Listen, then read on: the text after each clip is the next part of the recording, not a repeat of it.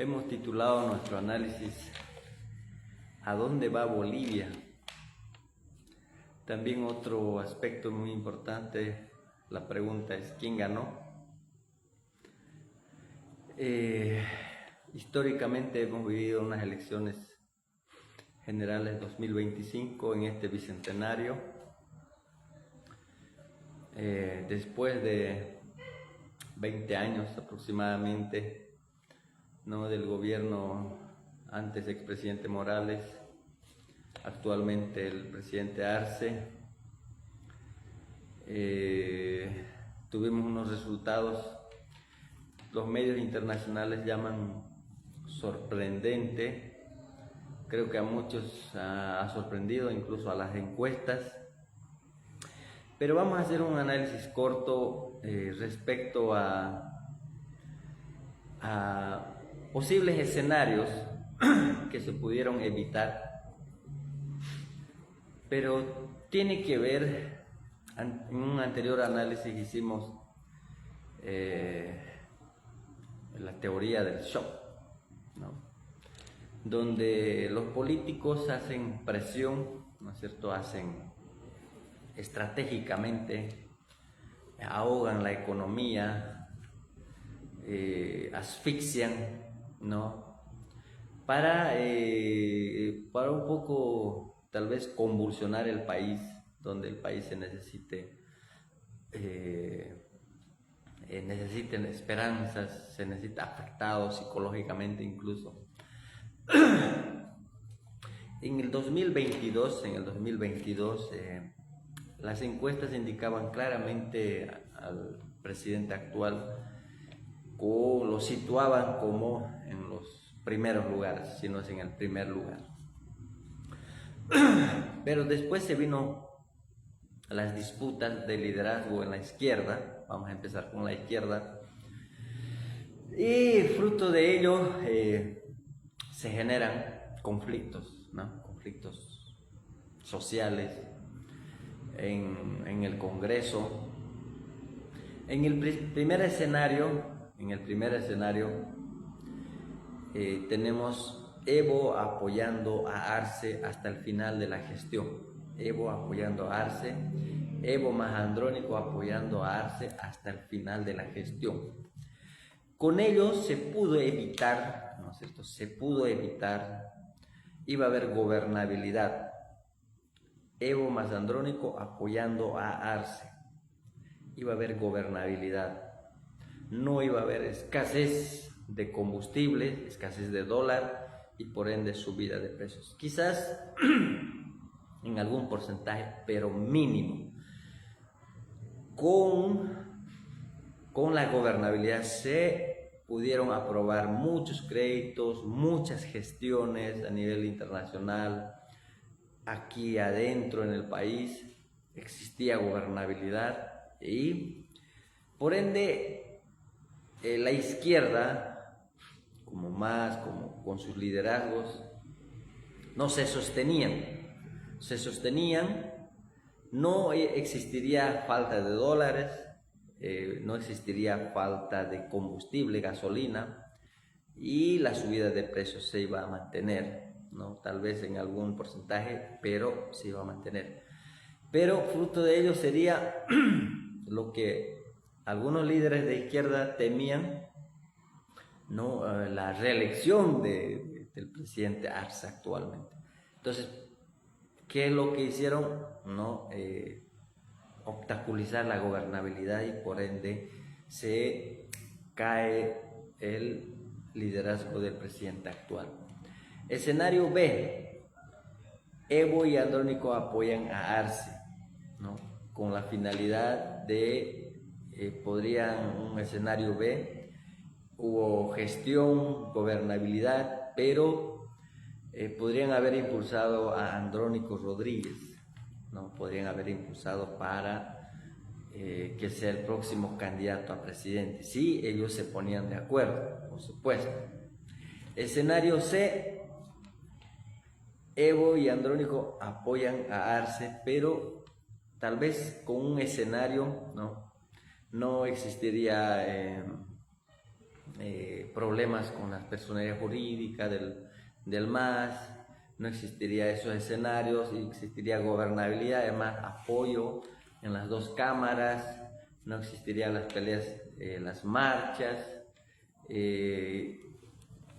La tesis aquí es que si existe gobernabilidad, no iba a haber escasez de dólares ni de combustible y por ende se mantendrían los precios.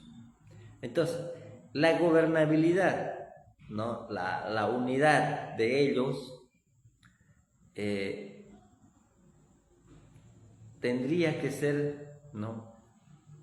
Los iba a beneficiar a los tres o a otro líder de la izquierda. Entonces, fruto de la gobernabilidad existiría buena gestión y por ende se podría haber enfrentado a estas elecciones de manera normal, ¿no? Si sumamos los porcentajes que actualmente, a pesar de la escasez, a pesar de todos los conflictos, subida de precios, todo lo que pasa en nuestro país, a pesar de eso, ¿no? Hemos sacado Evo Morales, hay un porcentaje de nulo, ¿no? Todas las elecciones, sin eso llegaría a un 15, 16%, el voto del MAS 2.6, ¿no? Incluyendo el nulo, ese porcentaje.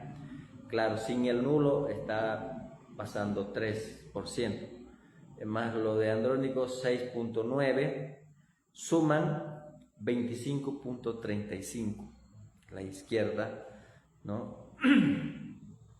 Entonces, más los votos que cooptó Paz y Lara, entonces se acercan a más de 50% que sacó el presidente actual Arce, que sacó el 2020. Entonces claramente se explica ahí porque los votos de Tuto Quiroga, ¿no? Que representa a una extrema derecha, y de Unidad Nacional, más o menos, claro, ya no participó Mesa, pero se mantuvo, ¿no? Por ahí se mantuvo. Entonces claramente hay una migración de votos, ¿no? a otro liderazgo, a otra propuesta. Entonces se pudo evitar, ¿no? La escasez de combustible, la subida de precios, y la izquierda se mantendría, ¿no es cierto?, con representación parlamentaria, quizás con mucha buena gestión todavía. Claro, tendría que haber acuerdo entre ellos, ¿no es cierto?, para la gobernabilidad, tanto en las calles, tanto en la Asamblea Nacional, en los distintos ámbitos políticos de nuestro país. Sin embargo, ocurrió lo contrario, ¿no? Cada uno fue por su camino, y no hubo una unidad entre ellos. En la derecha lo que ocurrió fue lo mismo, ¿no? Cada cual con sus candidatos, Tuto Quiroga, Doria Medina, Manfred Reyes Villa y otros candidatos, ¿no es cierto? Entonces, lo mismo que ocurrió en la izquierda ocurrió en la derecha. Entonces, pero tal vez, imagínense si hubiera un solo candidato de la derecha, tal vez la victoria haya sido en primera vuelta, o tal vez de la izquierda, con una buena gestión, con gobernabilidad, con todo, sin el tema del shock, la teoría del shock. Entonces, tanto la izquierda o la derecha tendría una victoria contundente. Hoy los candidatos no superan el 27%, ¿no es cierto? Claro, en esto estamos hablando incluyendo el nulo como si fuera un candidato. no excluyendo. Entonces, son candidatos, son líderes, ¿no?, muy enanos, ¿no? Lo que nos lleva a una segunda vuelta. Otro aspecto importante que hay que analizar es quiénes son los grandes perdedores. Son estos candidatos. Tuto Quiroga, que no supera el 23%, Samuel Doria Medina el 17%, Evo Morales, si se representa el nulo, como Evo Morales, descontando, restando los nulos tradicionales, estarían en el mismo porcentaje, 16-17%. Entonces, hay un desgaste de estos liderazgos, sin incluir el que ganó las elecciones, ¿no? Entonces, ahora, otro aspecto importante es que ¿quién ganó? ¿Quién ganó las elecciones? ¿No? Donde hubo el bastión del movimiento al socialismo, en todos los bastiones, tanto departamentales, regionales, municipales, no al 100%, pero en la mayoría de los bastiones, ¿no?, del MAS, ganó el PDC, liderado por Rodrigo Paz y Edman Lara. Entonces, y revisando las propuestas, ¿no?, revisando las propuestas de estos, especialmente de Lara, son propuestas populares. Entonces la pregunta es, ¿a dónde va Bolivia? ¿Qué eligió Bolivia? Aquí algunas conclusiones. Todos los que fueron a Estados Unidos perdieron. Bolivia escogió no al intervencionismo. Bolivia escogió algo nacional, una propuesta nacional, algo de acá. Bolivia escogió algo de continuidad, ¿no?, del modelo, con bonos, ¿no?, para las mujeres, ¿no?, las propuestas de estos candidatos. Entonces, la mentalidad del boliviano, ¿no?, de esa mayoría, sigue enfocado, digamos, en el Estado. En otras palabras, Bolivia escogió un líder parecido a Evo Morales. Un líder parecido a Evo Morales. Eso fue la suerte, ¿no?, la percepción del pueblo boliviano. Entonces, es una otra versión, ¿no es cierto? Ahora, eso escogió ahora, pero veremos dónde aterriza todo este resultado, dónde se va a dirigir, porque hay mucho camino todavía, ¿no es cierto? Hay muchos líderes que nacieron con la izquierda y se fueron más al centro, a la derecha. Hay muchos líderes que nacieron como centro y se fueron a la derecha. Entonces, no todo es estático en la política. Ahora, los líderes, como dijimos, los grandes perdedores son Samuel, Manfred y Tuto. Son perdedores porque no tienen buenos porcentajes.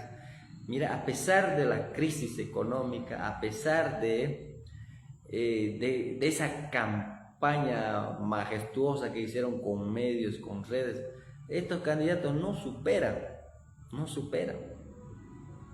Ese es su margen, ¿no? No hay innovación dentro de su partido, su agrupación. No hay nuevos líderes, siguen lo mismo, ¿no? Siempre fueron ministros, siempre fueron todo en el pasado. Ahora, dentro de los candidatos de izquierda, la gran oportunidad de Andrónico, ¿no ve? Subió mucho y bajó y se estancó, ¿no? Por muchas causas. Esa gran oportunidad se desperdició. Son jóvenes, tienen mucho futuro, pero fue un examen malo en esta oportunidad. ¿Y qué decimos del expresidente Morales? ¿no? Está en la misma altura de Doria Medina, así, un empate técnico, ¿no? Incluso con votos, qué cantidad de votos. Entonces, tenemos ahí, como decíamos en un anterior análisis, tenemos una Bolivia que quiere algo nuevo, pero algo propio. Quiere algo nuevo, pero propio, de aquí, del boliviano.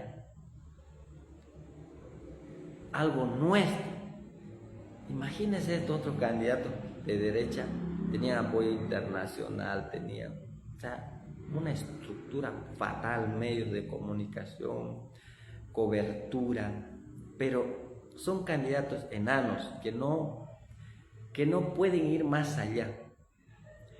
Entonces, Bolivia se debate. Es difícil que surja una nueva alternativa, no una nueva.